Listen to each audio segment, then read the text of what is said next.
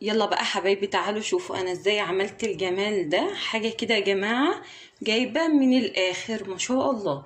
هقولك بقى حواوشي، هقولك فطيرة محشية لحمة، ممكن نقول بيتزاية كده بشكل وطعم مختلف.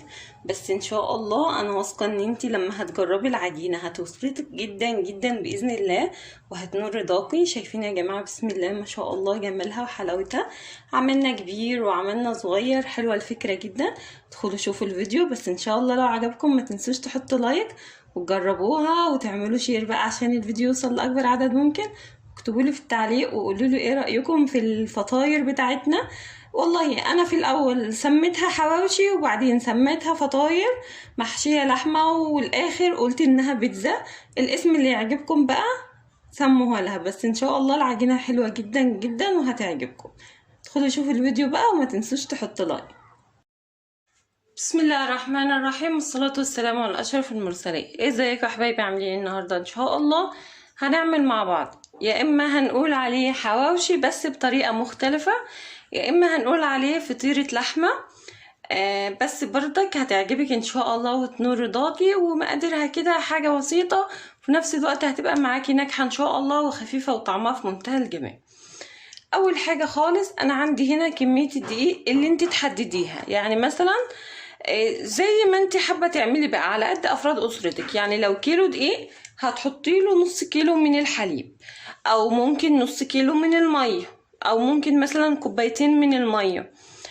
لو عندك لبن رايب برضك مفيش اي مشكله، يبقى الكيلو الدقيق بياخد كوبايتين كبار من الميه او الحليب او اللبن الرايب، او ممكن زبادي. عندي هنا قطعة كبيرة من الخميرة أو معلقة كبيرة خميرة فورية. عندي كمان نص معلقة من الملح ومعلقة كبيرة من السكر.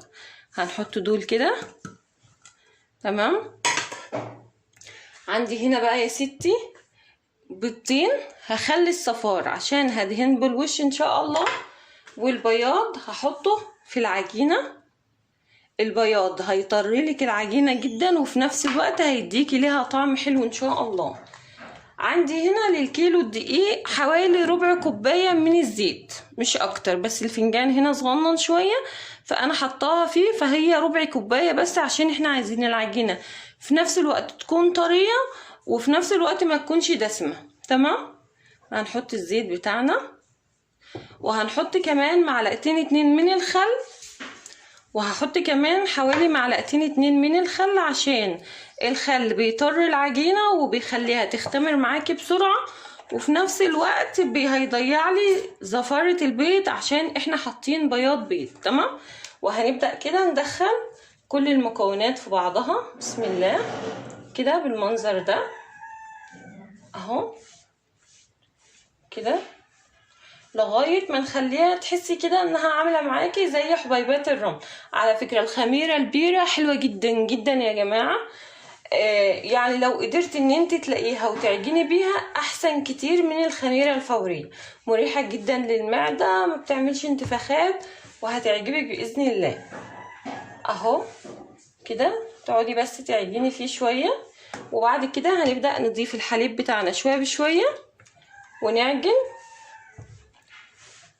لغايه ما نشوف. لو حسيتي ان انت عجنتي ولقيتي نفسك محتاجه تزودي شويه ميه شويه حليب زودي، مفيش اي مشكله، بس هنعملها عجينه طريه يعني ملسمها كده ناعم وتكون ما بتلزقش قوي اهو.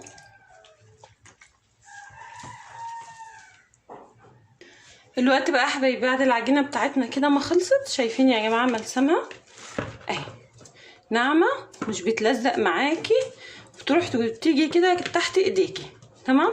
انا هنا مستعمله دقيق جميع الاغراض دلوقتي، بس هحط لها حوالي معلقه زيت كده على الوش اهو، وهنغطيها ونسيبها لغايه ما تختمر، وباذن الله بعد ما تختمر نرجع بقى عشان نشكلها سوا ونشوف هنحشيها ونشوف هنقدمها ازاي سوا. الوقت بقى حبايبي بعد العجينه بتاعتنا ما اختمرت، بصي احنا في الحر مش هتاخد منك بالكتير خالص، يعني هقولك تلت ساعه وهتلاقيها اختمرت معاكي وبقت تمام اهو. شايفه بسم الله ما شاء الله شايفه العجينه بتنزل معاكي وما بتطلعش في ايديكي ولا بتقطع ولا اي حاجه. تمام. دلوقتي بقى انا مش هقسمها كور، انا كل اللي انا هعمله هاخد الكوره على قد الحواوشيه اللي انا هعملها. طبعا هو عشان الفكره مختلفه شويه، هي تعتبر هنقول حواوشي وهتعتبر كمان فطيره بالايه، باللحم. تمام. هاخد بس العجينه على قد الحته اللي انا هشتغلها اهو، هقطع 2 عشان يرتاحوا. كل ما العجينه ارتاحت معاكي كل ما هتفرد معاكي وتبقى تمام كده. ونخلي دي بقى على جنب. الوقت بقى هنجيب العجينه بتاعتنا كده، هنفردها بس شويه يعني بايديكي، مش شرط ان انت تفردي بمدراج او فراده او اي حاجه اهو. الوقت بقى حبايبي بعد ما فردت العجينه بتاعتي، عندي هنا لحمه متعصجه. تمام. هبدا احطها كده في الوسط. انا بحب اعصج اللحمه بتاعتي دي ببصل وطماطم وكمان شويه من الجزر وفلفل، وهحط عليها معلقتين كده من الجبنه الموتزاريلا، وبعدين هبدا كده اقفلها بسم الله. يعني فيليها زي نظام بقجه كده، لميها حلو اهو كده يا جماعه. الوقت بقى انا عندي الصينيه بتاعتي مدهونه ماده دهنيه اهي اللي هخبز فيها. كل اللي هعمله هسيب الفطيره بتاعتي دي كده في الصينيه لغايه ما ترتاح معايا خالص، عشان اما اجي افردها تتفرد معايا بكل سهوله. نعمل واحده كمان. هي الفكره شويه مختلفه عن الحواوشي بتاعنا اللي احنا متعودين عليه، تكون صغير شويه، بتكون الواحده على قد الواحد كده، بس يعني انا حبيت اغير من الفكره شويه. طبعا متعودين معظم الناس في الحواوشي اللي هو اللي احنا بنبقى نعمله ان احنا بنبقى نحط اللحمه نيه، بس انا حبيت اسويها بصراحه المره دي، وحبيت يعني اديله شويه كده من التغيرات. في نفس الوقت هي افكار، وانتي زي ما بتحبي بقى اعملي انتي وراحتك. وبرضك هقفلها بنفس الطريقه وهحطها في الصينيه بتاعتها يا جماعه ترتاح. مش هفردها خالص ولا هاجي ناحيتها غير لما تكون ارتاحت معايا وبقت تمام. تيجي تفرديها تلاقيها ما تقطعتش معاكي. تمام. نسيب دي بقى ترتاح شويه وعلى لغايه ما اخلص الباقيين برضك بنفس الطريقه، ونرجع نشوف هنفردهم ونشكلهم ازاي سوا. الوقت بقى يا حبايبي بعد العجينه بتاعتي كده ما ارتاحت، هبدا بس كده اقول بسم الله وافردي بقى بالراحه اهو كده بسم الله. طبعا انا دهنه الصواني بتاعتي هنا زيت يا جماعه، خلي بالك من النقطه دي اهو. افردي يعني على قد ما العجينه تيجي معاكي اهو. شايفه هي العجينه اصلا بسم الله ما شاء الله قبه من النص، اللحمه نفخاها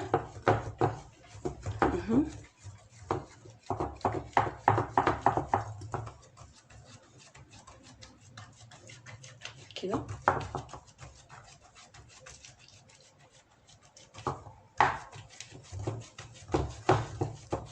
لازم تريحيها عشان تفرد معاكي، لازم تريحيه، ولو اتقطعت منك ولا حاجه مفيش اي مشكله، ما تقلقيش من الحته دي.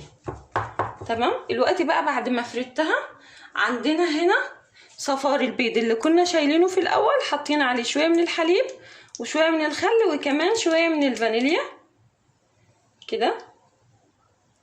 وهبدا كده بسم الله ادهن الوش اهو.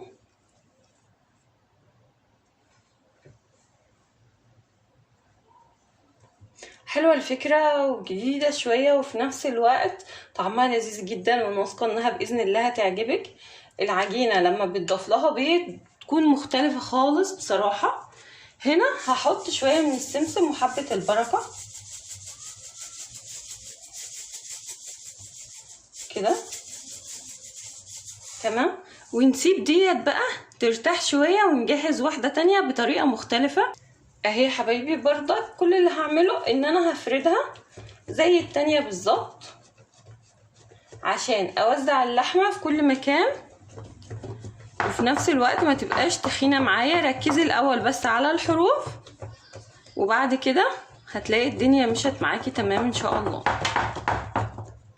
اهي يا حبايبي بعد ما فردتها برضك هدهنها تمام كده.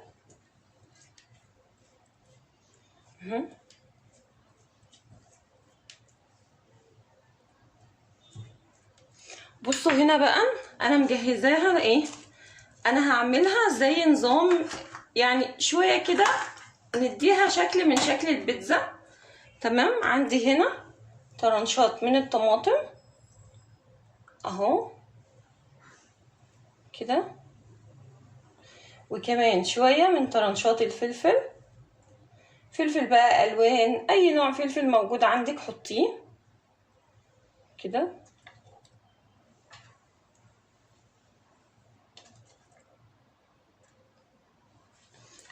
وكمان هحط لها معلقتين كده بس من اللحمه المفرومه على الوش برضك،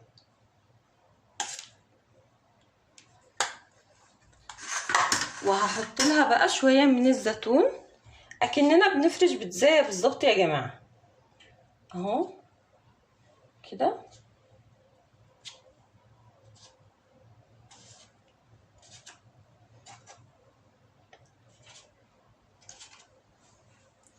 وشويه بقى على الوش من الجبنه الموتزاريلا.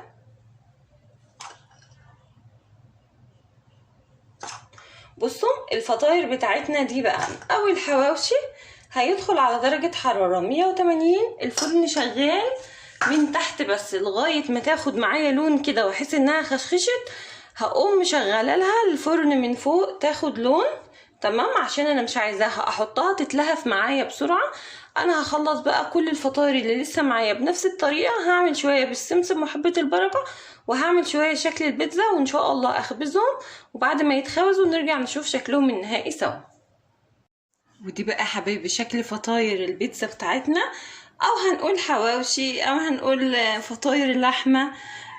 هنديها شكل بيتزا زي ما انتوا شايفين. بسم الله ما شاء الله. شايفين يا جماعه شكلها بعد ما طلع من الفرن؟ شايفين جمالها؟ شايفين؟ بسم الله ما شاء الله ما شاء الله بألف هنا. شايفين يا جماعه طراوه العجينه؟ شايفه العجينه قد ايه طريه؟ طريه جدا جدا جدا ما شاء الله، وجميله جميله خالص. شايفين العجينه حلوه جدا يا جماعه. جربوا العجينه ديت، انا واثقه انها باذن الله هتعجبكم وهتنال رضاكم. بسم الله ما شاء الله ما شاء الله بألف هنا. هي مش اكتر من فكره يا جماعه، زي ما قلت لكم هي فكره وتغيير للاكل شويه بس. زي ما انتوا شايفين انا عملت كمان شويه كبير وعملت شويه صغنن اهو. شايفه العجينه حلوه ازاي؟ جميله جدا بسم الله ما شاء الله، تفتح النفس. يعني عايزه جنبها شويه بطاطس مقليه وشويه كاتشب وانتهى الامر. جربوا الفكره وانا واثقه انها باذن الله هتعجبكم. بس ان شاء الله بقى لو عجبتكم ما تنسونيش في لايك واشتراك وتعملوا شير عشان الفيديو يوصل لاكبر عدد ممكن. مع السلامه، ونتقابل في فيديوهات تانية كتيره باذن الله.